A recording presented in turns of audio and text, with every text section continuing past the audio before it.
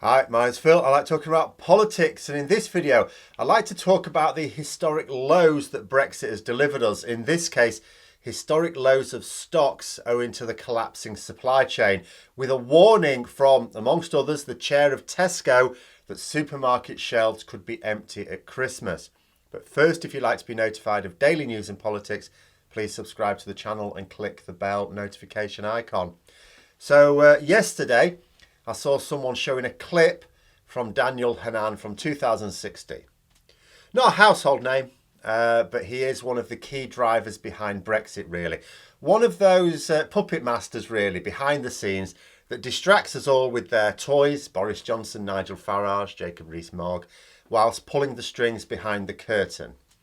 He was saying in 2016 that in 5 years' time, Britain will be flourishing as never before, and people will look back and wonder why we didn't do this long before. That was 2016. 5 years' time is 2021. Oh, it's 2021. It's 5 years' time. Okay, we've got empty shelves in the supermarkets, Daniel.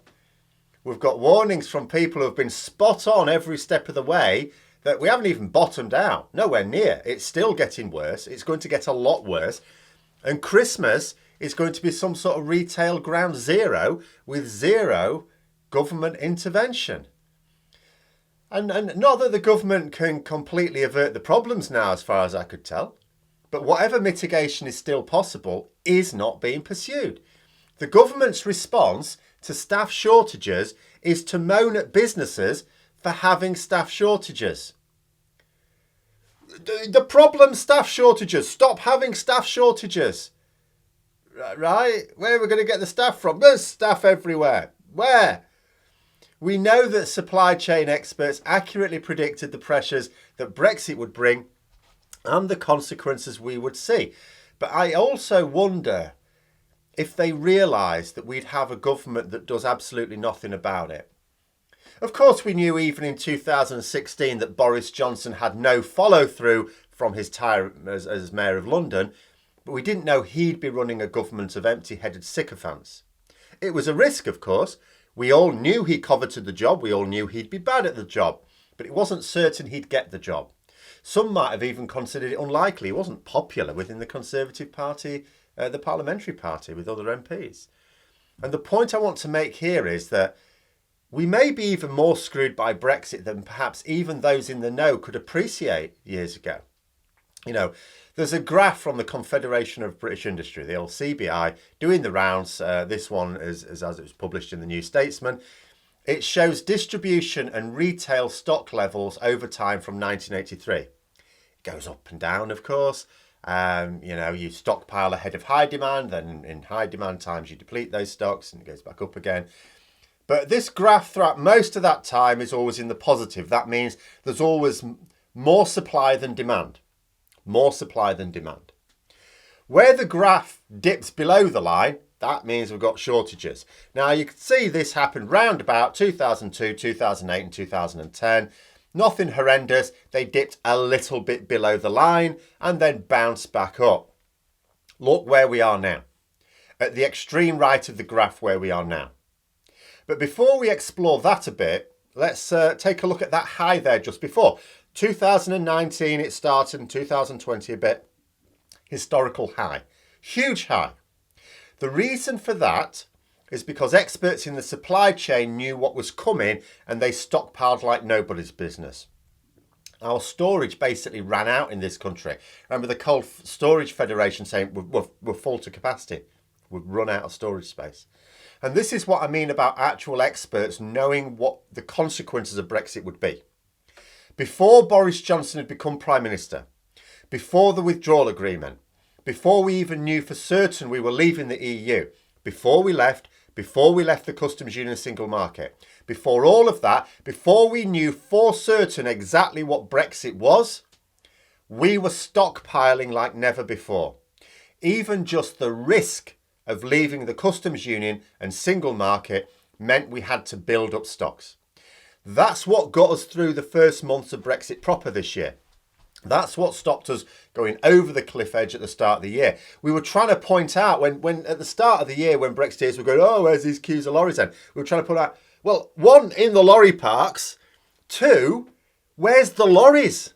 That's what I said at the start of this year. Where's the lorries? You know, the problem with lorry queues is not lorries stuck on the road. I mean, it is for the people of Kent. The problem with queues of lorries is lorries not going through the border. Well, they still weren't going through the border. Why not? Because they'd stockpiled the month before. So there was much less demand for those lorries. But the stock still wasn't coming in. You know, so we've been using those stocks up as the year's gone on, but we haven't been able to replenish those stocks. The just-in-time supply chain has already collapsed. You know, this is what our stocks are like now. Bear in mind, we're not even applying checks to goods coming in from the EU. That's nothing to do with customs checks. That's nothing to do with border checks. Not directly. We're supposed to be applying some checks from October. I still can't believe the government won't delay them again because we're not ready. But here we are 5 weeks away and no such announcement has been made. If those checks are implemented, we are not remotely prepared for them. We don't have the staff, we don't have the facilities. It will be cataclysmic. Where we are now has nothing to do with Brexit checks other than some of the lorry drivers are stuck on the outbound journey. The checks inbound are not taking place. That is down to staff shortages. Shortages of people in food production, shortages of warehouse staff, shortages of lorry drivers, shortages of lorries themselves, come to that. The media are now talking about, longer lorries, selling them to us as eco-friendly. I mean, I've discussed higher capacity lorries before, which doesn't seem to be a straightforward solution. You sort of might think it is, fair enough, because it allows the driver, in theory, to transport more goods. Well, that means you don't need as many drivers. You know, at least between the ports and the distribution centres, you can't just have longer lorries rolling up outside a spa. Normal sized lorries block up the roads badly enough. But, you know, in theory, between ports and distribution centres, if one lorry driver can transport more stuff, it eases the pressure on the driver network. Although I don't know where these longer lorries actually are. But then what about loading and unloading? Doesn't help there, does it? That just makes that take longer. And that takes a good chunk of the time. And this is affecting all sorts of things. It will obviously affect non-essential items more than essentials like food, because we have to prioritise the essentials. You know, we can't have things being distributed around the countries like mattresses and bed sheets and parasols if we can't get food around the country. And consider this. So we'll have to prioritise food, and we already have shortages of food. So let's get back to that comment from Daniel Hanan. We'll be flourishing and wonder why we didn't do it a long time ago. So why aren't the Brexiteers boasting about all the flourishing we're doing? Why aren't there propaganda outlets cheering on all the wins? Why do they spend their time trying to fool us that the problems don't even exist? What? I haven't seen any shortages. Have you not? Have you seen this graph? And then when they can't deny it any longer, when they actually can't in all good conscience deny it, then they try and convince us it's down to something else. It's COVID. Well, everyone else has got COVID around Europe. Why aren't they got these shortages? It's the EU. Right? I mean, we chose to leave the EU. If Brexit had any wins at all, they'd be shouting them from the rooftops. Boris Johnson would be insufferable at every PMQs. Instead, he's constantly on the defensive because he has nothing to fire back with. His only vague attempt was trying to claim that our vaccine success was down to leaving the EU. It was lies then and pointless now because the EU have overtaken us and more countries have pulled ahead. Unfortunately, I strongly suspect he'll still use it. He shouldn't be able to, because if he tries using it one more time, Keir Starmer should fire back at him. So how come then, Prime Minister, a load of EU countries are ahead of us in terms of vaccine rollout? But he won't, so Johnson probably will get away with that. I mean, pretty soon we're not even going to be in the top 10 in Europe. In recent articles, the chief executive of the Co-op, another supermarket around here sort of, has said that it's the worst they've ever known and they're having to remove Rangers from sale. And it's the same story in different supermarkets. We're getting less choice in an attempt to make sure we can still get those essentials to people. Because so far it would appear that staples are still available, staple foods that is, and that price hasn't hit those items yet. I was looking at some things. There's a lot of things that we get where the prices increased this year. Quite a lot, actually.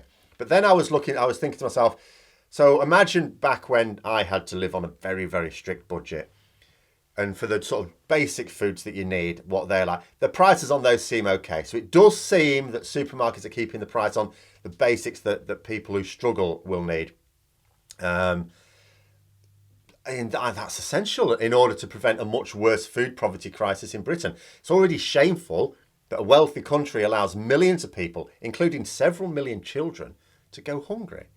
But this is a country that has seen, over the past decade of Tory rule, the billionaires getting richer, whilst the workers earn less in real terms. Someone was pointing out recently, energy companies in this country are set to increase their prices by 12% imminently. I think it's next month.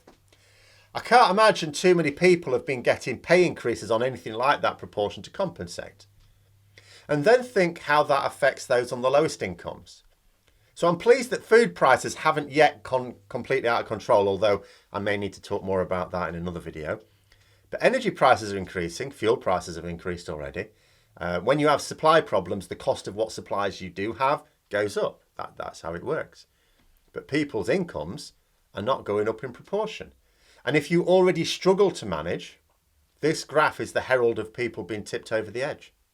Because what this graph literally shows is that our supplies are well behind demand. That's what negative means on this graph. And our current position is negative in a way completely unknown before, on a whole new level, several levels. But what that graph shows me is more people being plunged into poverty. Those already in poverty go into the wall. This graph is an image of social deprivation, and it's a foretelling of a complete disaster. And we all know, we probably know, the story of Nero fiddling while Rome burned was not actually historically accurate. It was written by his political enemies. He actually worked hard to help people at the time. But what we have now is a modern day retelling of the story that is actually true. This disaster is unfolding. It was forewarned and it's now here. It's going on. It's been going on for months. More and more people are waking up to it, but it has been going on for months and just getting worse and worse and worse. And the government are doing nothing. When pushed, all they can do is come up with excuses. Not action, just excuses. Oh, people voted for an end to free movement. Oh, you could only see this with hindsight. The sea was closed. The dog ate my homework. But there we are. Those are my thoughts. Let me know yours in the comments below. Hope you found the video interesting. If you did, don't forget to click the like button. And if you'd like to support the channel further, please also click the Patreon link for details. And until next time, I'll see you later.